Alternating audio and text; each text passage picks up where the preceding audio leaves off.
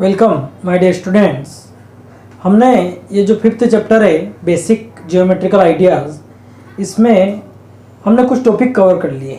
We have covered few topics like point, line, angles, curves, है ना, triangles, ये कुछ टॉपिक हो गए हैं। सो सेकंड लास्ट टॉपिक आता है आपका क्वाड्रिलेटरल। क्वाड्रिलेटरल क्या होता है? क्वाड्रिलेटरल का हम डायग्राम अगर बनाएं, वो ऐसे भी हो सकता है, वो ऐसा भी हो सकता है, वो ऐसे भी हो सकता है। ठीक है, ये क्वाड्रिलेटरल्स होते हैं। ठीक है, अब इसमें मान लीजिए ये क्वाड्रिलेटरल है, हम इसको एक बड़ा क्वाड्रिलेटरल इस तरीके से बनाते हैं, रेक्टेंगल टाइप। क्वाड्रिलेटरल का जो है,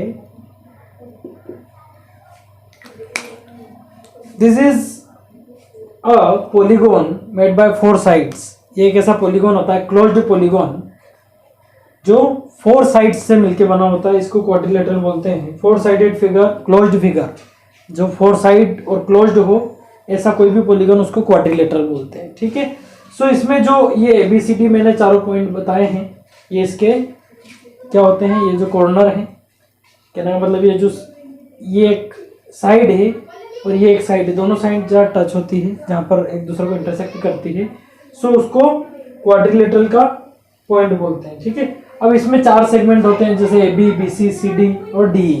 ये एक दूसरे को जो है सिर्फ एंड पॉइंट पे इंटरेक्ट करते हैं, बाकी बीच में कहीं भी इंटरेक्ट नहीं करते हैं। अब हम देखने वाले कि क्वाड्रिलेटरल में क्या क्या चीजें होती है, वो आपको जल्दी से बता देते हैं। साइड्स, अगर बात करें साइड्स की, तो साइड्स मतलब क्या होता है? भुजाएं। ठीक है, तो अब ये क्वाड्रिलेटरल आपको दिख रहा है, इसमें कितने साइड्स है? एक साइड, दो साइड, तीन side, four. There are four sides. One is AB। कौन कौन से साइड्स है? AB, दूसरी ये BC, तीसरी CD और चौथी है DE। ठीक है, ये चार साइड्स होती है, इसके अलावा तो कोई साइड होती नहीं है। और अगर एंगल्स की बात करें, एंगल्स, तो ये जो एंगल होते हैं, इसमें four angles, A, B, C, D, ये चारों एंगल होते हैं। अब इस एंगल A एंगल को DAB भी बोल सकते हैं और एंगल A भी बोल सकते हैं। जैसे एंगल B को ABC भी बोल सकते हैं और एंगल B भी बोल सकते हैं। तो इसमें फोर एंगल्स, एंगल्स कितने होते हैं? जैसे साइड्स हो गई फोर और एंगल्स भी होते हैं फोर। ठीक है, so angle A, angle B, angle C और एंगल D, इस तरीके से एंगल्स होते हैं। ठीक है, अगर इसमें line segment joining two non consecutive, so diagonals की बात करें, डायगोनल्स क्या होते हैं? मैं डायगोनल्स, इसमें वो चीज होती है जो कंसेक्यूटिव कॉर्नर को, कंसेक्यूटिव एंगल को छोड़ के जो दो एंगल ज्वाइंट होते हैं, वो डायगोनल होते हैं। जैसे इसका कंसेक्यूटिव है ना, इसके पड़ोसी एंगल कौन से है? एक है B और C, तो इसको छोड़ के, सॉरी B और D, इसको छोड़ के C से ज्वाइंट हो रहा है, मतलब ये एक डायगोनल है। और ये B के जो पड़ोसी A और C, इसको छोड़ के अगर ये कहीं ज्वाइंट हो रहा है, तो ये इसका एक डायगोनल है। सो क्वाड्रिलेटरल में डायगोनल होते हैं टू। कितने डायगोनल? टू। इसमें AC और DB, ये दो डायगोनल्स होते हैं। ठीक है ना, सो इस तरीके से दो डायगोनल्स होते हैं, AC और BD। ठीक है, तो ये जो है आपके क्वाड्रिलेटरल में ये मेन चीजें होती है। अब इसमें अपनों को देखना है कि ये जो फोर साइड्स होती है, इसमें एडजेसेंट साइड कौन सी होती है? कौन सी आपकी? एडजेसेंट। और एक होती है ऑपोजिट साइड।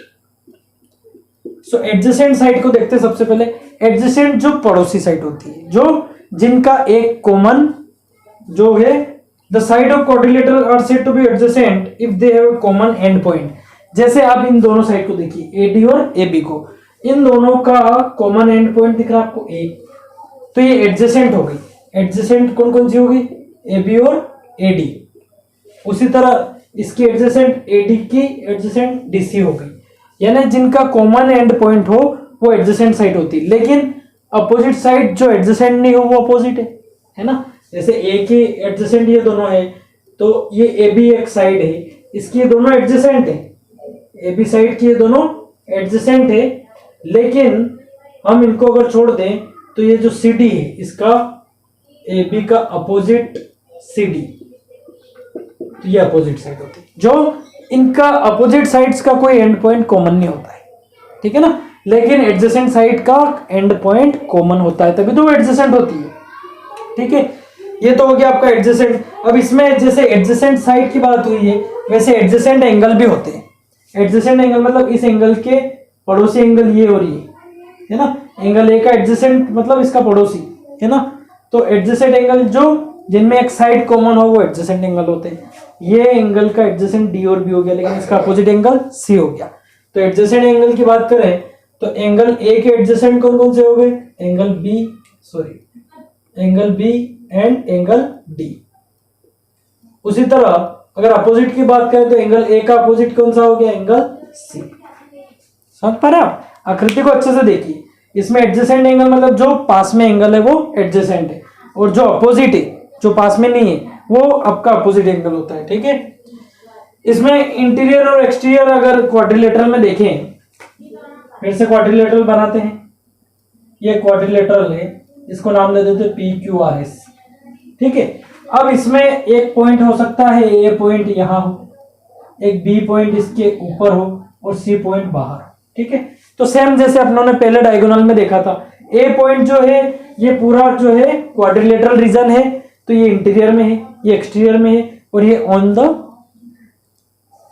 The quadrilateral. ठीक है, इस तरीके से ये ए पॉइंट कहां पर है, इंटीरियर में, सी पॉइंट कहां पर है, एक्सटीरियर में, और बी पॉइंट जो है ये कहां पर है, ऑन द पॉलीगॉन और ऑन द क्वाड्रिलेटरल भी बोल सकते हैं। ठीक है, इस तरीके से ये क्वाड्रिलेटरल में आपके क्वाड्रिलेटरल की साइड कितनी होती है, कोई पूछे तो साइड कौन कौन सी है, तो यहां पर आपको एग्जाम में ये क्वेश्चन आ सकता है कि ये क्वाड्रिलेटरल की चारों साइड्स के नाम लिखो, बताओ।